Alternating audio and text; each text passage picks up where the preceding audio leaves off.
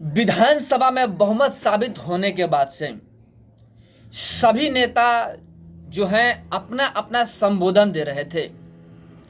लोग तो सुने ही होंगे, हम भी सुने हुए थे कि किस प्रकार संबोधन दे रहे थे अपना अपना। लेकिन सबसे दिलचस्प और मस्त संबोधन तेजस्वी यादव और सम्राट चौधरी का था। वाकई बेमिसाल था और बेजोड़ था। जो संबोधन करने की तरीका थी और जो बताने का तरीका था, सब जबरदस्त ही था, क्योंकि मजा आ रहा था सुनने में। सुनते हुए बहुत मजा आ रहा था, खास करके तेजस्वी यादव जी का जो भाषण था वह। और सम्राट चौधरी ने तो क्या बोलते हैं कि ईंट के जवाब पत्थर से देते हुए ईंट से ईंट बजा दिया तेजस्वी यादव का। अब बोलती तक बंद कर दिया। जो सुन रहे थे ना, सुनते ही रह गए, कान फटे के फटे रह गए कि सम्राट चौधरी क्या बोल रहे हैं। लेकिन सम्राट चौधरी ने जो बोला 100% करेक्ट और सही बोला।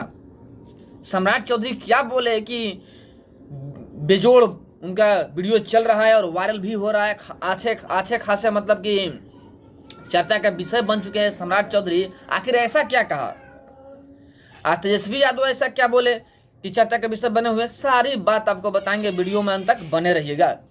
और अभी तक आपने हमारे चैनल को सब्सक्राइब नहीं किया तो प्लीज लाल बटन दबा के चैनल को सब्सक्राइब कर लीजिएगा, लाइक कर दीजिएगा और बेल के आइकन को प्रेस जरूर कीजिएगा, ताकि टाइम टू टाइम न्यूज का अपडेट आप तक पहुंचता रहे।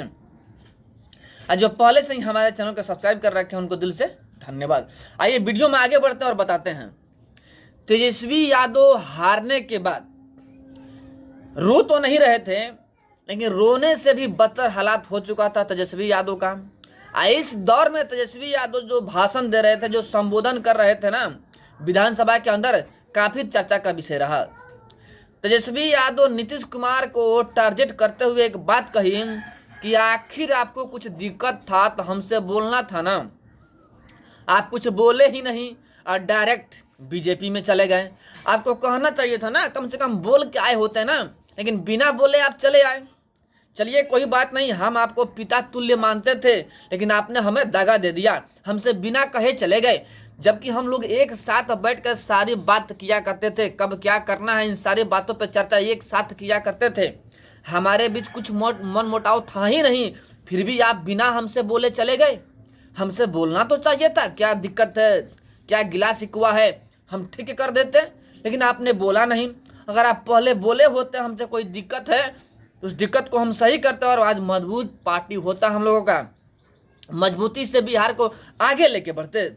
एक बात और कहा तेजस्वी यादव ना कि जो आनंद मोहन है उनके बेटे को लेकर के, देखिए हम उन्हें अपना छोटा भाई मानते थे, लेकिन वो हमें दगा दे गए। चलिए कोई बात नहीं, बहुत बहुत धन्यवाद, लेकिन कभी भी समय पड़े, आवश्यकता पड़े तो हमें याद कीजिएगा, हम आएंगे। तेजस्वी यादव का डायलॉग खूब चलाएं कि जब समय आएगा हम आएंगे। तेजस्वी यादव ने कहा कि जब समय आएगा हम आएंगे, हमें पुकारना, हम आएंगे, हर वक्त काम आएंगे। क्योंकि जो आनंद मोहन है आरजेडी के विधायक हैं, जो देर रात तेजस्वी यादव के घर से पुलिस उठा कर ले जाती है, क्योंकि लापता बताया गया था। पुलिस उठा के ले गई, खोज के सामने रख दी कि तेजस्वी यादव के घर में। लेकिन एक बात और है, दिन में तेजस्वी यादव के घर में आनंद मोहन के जो बेटा है क्रिकेट खेलते हुए नजर आते हैं, और रात में पुलिस उठा के ले जाती है कि लापता बताए गए थे। पाटलिपुत्र थाना में लापता का रिपोर्ट किया गया था। आनंद मोहन के जो छोटे बेटे हैं, अपने भाई के लापता होने का रिपोर्ट दिए हुए थे पाटलिपुत्र थाना में, जिसकी वजह से पाटलिपुत्र थाना एक्शन में आया और देर रात तेजस्वी यादव के घर में से पकड़ के निकाला। अजीब गरीब कहानी है। दिन में क्रिकेट खेल रहे थे तेजस्वी यादव के साथ में, रात में आरोप लगता है कि किडनैप किया गया है, मतलब कि लापता हो गए और तेजस्वी यादव के घर से बरामद हो गए। राजनीतिक है, कुछ भी होता है, कुछ भी खेला होता है। लेकिन यहाँ पे तेजस्वी यादव ने अपना तो भाषण दे दिया अच्छा खासा, पब्लिक सुन भी लिए, मतलब सबको टारगेट करते हुए। एक बात और कहा कि मोदी जी कहते हैं ना कि पलटी नहीं मारते हैं, बड़ा दवा ठोकते हैं। मोदी जी अपने आप पे गर्व करते हैं कि हम हैं, तो क्या आप वादा करते हैं कि नीतीश कुमार जी फिर दोबारा पलटी नहीं मारेंगे? देखिए नीतीश कुमार इतना बड़ा पलटू राम हो चुके हैं कि सभी को डर लगता है। और इसी बोल में तेजस्वी यादव बोल गए कि आप गारंटी लेते हैं कि नीतीश कुमार फिर पलटी नहीं मारेंगे।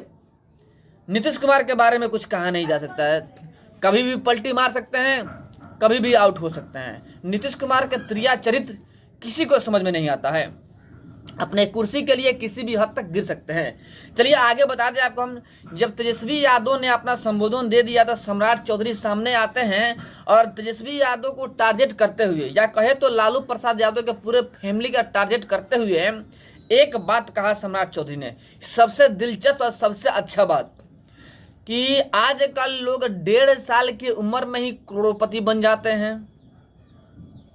संबोधित करते हुए कहा कि ये सब कारनामा लालू प्रसाद यादव जी के घर में ही हो सकता है, क्योंकि तेजस्वी यादव जी नाबालिग होते हुए करोड़पति बन गए थे और इनके नाम से दिल्ली में फैक्ट्री बन गया था और करोड़ों की संपत्ति लिया गया था।